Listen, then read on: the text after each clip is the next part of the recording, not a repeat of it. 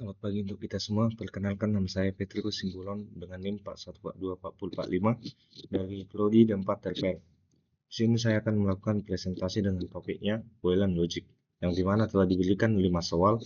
Langsung saja kita masuk ke soal pertama. Soal yang pertama, Bob bekerja di stasiun pusat kota dan jam kerja dimulai pukul jam 8 WIB. Bob akan didenda jika datang terlambat. Untuk setiap 15 menit terlambat, ia harus membayar denda sebesar 10.000. Misalnya, jika ia tiba sebelum pukul jam 8.15, maka ia tidak didenda. Tetapi jika ia datang pukul jam 8.20, maka ia akan didenda sebesar 10.000. Pagi ini, Bob ketiduran dan tiba di stasiun keberangkatan pukul 8.08. Kereta mana yang harus diambil Bob agar walaupun terlambat tetap murah dendanya? Jawabannya adalah A. Wirawiri. Jika dia mengambil jalur biasa, dia akan tiba di tempat kerja pada pukul 08.50, sehingga akan dikenakan total denda 35.000, yaitu 5.000 untuk setiap tiket dan ditambah 30.000 untuk denda keterlambatan. Jika ia mengambil jalur Wirawiri, dia akan tiba di tempat kerja pada pukul 08.40, sehingga akan dikenakan denda 30.000, yaitu 10.000 untuk tiket ditambah dengan keterlambatannya 20.000. Jika dia mengambil jalur cepat, dia akan tiba di tempat kerja pada pukul 08.35. Jadi akan dikenakan denda sebesar 35.000, yaitu 15.000 untuk tiket ditambah untuk uang dendanya 20.000 untuk denda keterlambatan. Jadi, jika dia menggunakan jalur ekspres, dia akan tiba di tempat kerja pada pukul 08.35. Jadi biayanya 40.000, yaitu 20 untuk tiket ditambah 20.000 untuk waktu keterlambatannya. Jadi dari data yang kita simpulkan dari data tabel juga, Bob memiliki waktu sisa 2 menit lagi, terhitung dari 10 menit jadwal wirawiri dan dari waktu Bob berangkat, yaitu jam 8.08. Jadi semestinya jadwal yang diambil Bob agar dia mendapatkan harga yang paling murah dan agar dia tidak terlambat, yaitu wirawiri. Kita masuk ke soal nomor 2. Berikut ini adalah peta untuk berjalan-jalan di Taman Bebras. Lingkungan hijau melambangkan pohon dan garis coklat melambangkan jalan.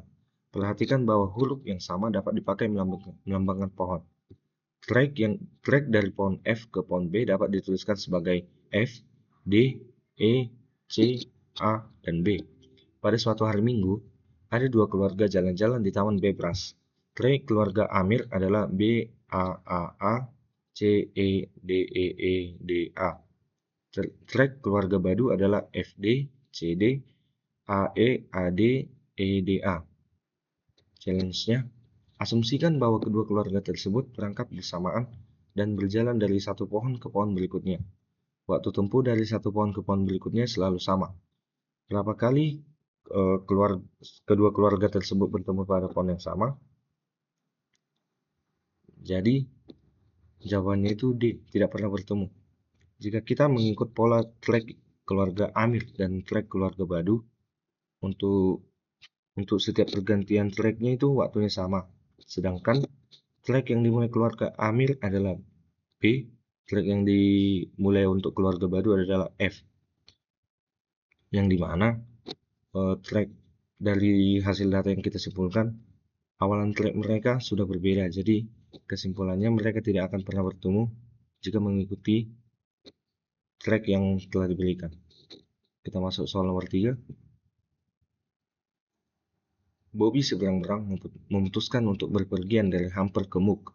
Pada peta, lingkaran adalah sebuah kota dan sebuah garis adalah sebuah ruas jalan tol 2 arah yang menghubungkan kedua kota. Huruf menunjukkan nama kota.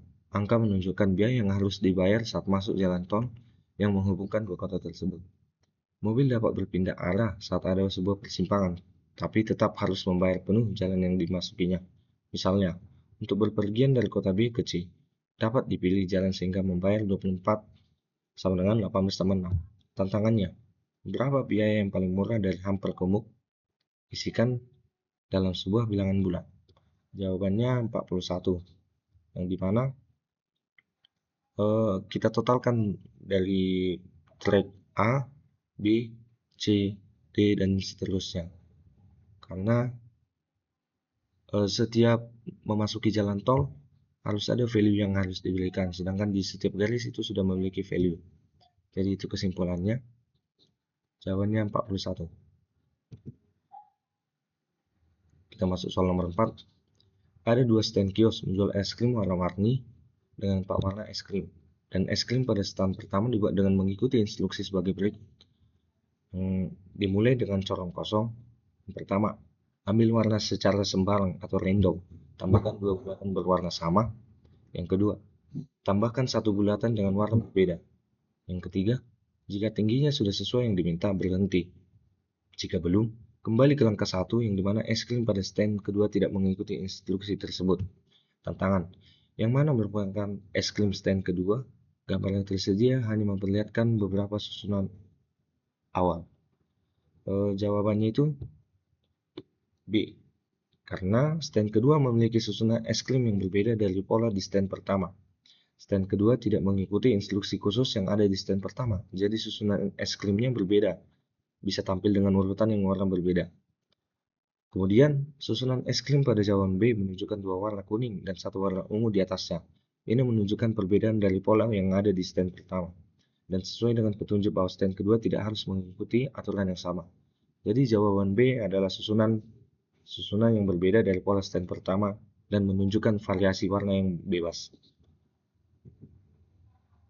Soal nomor 5. Di kota Bebras ada 4 jalur kereta api dimulai dari stasiun A, B, C, dan D. Ada juga 3 stasiun transit yaitu T1, T2, dan T3 yang memungkinkan penumpang pindah jalur. Tantangannya, Bebras Jojo akan pergi ke zoo. Ia berganti kereta hanya sekali saja. Dari stasiun pemberangkatan mana ia berangkat? Jika kita mengikuti gambar dan pola yang sudah diberikan, ada beberapa transit yaitu T1, T2, dan T3. Jika Bebras dan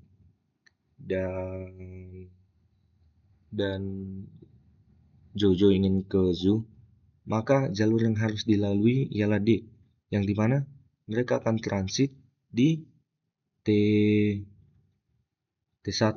untuk menuju ke zoo. Jadi jawaban yang paling pas itu stasiun D. Jadi sekian untuk presentasi yang saya berikan. Jika ada penjelasan atau tutur kata yang kurang dimengerti atau salah, saya memohon maaf. Terima kasih.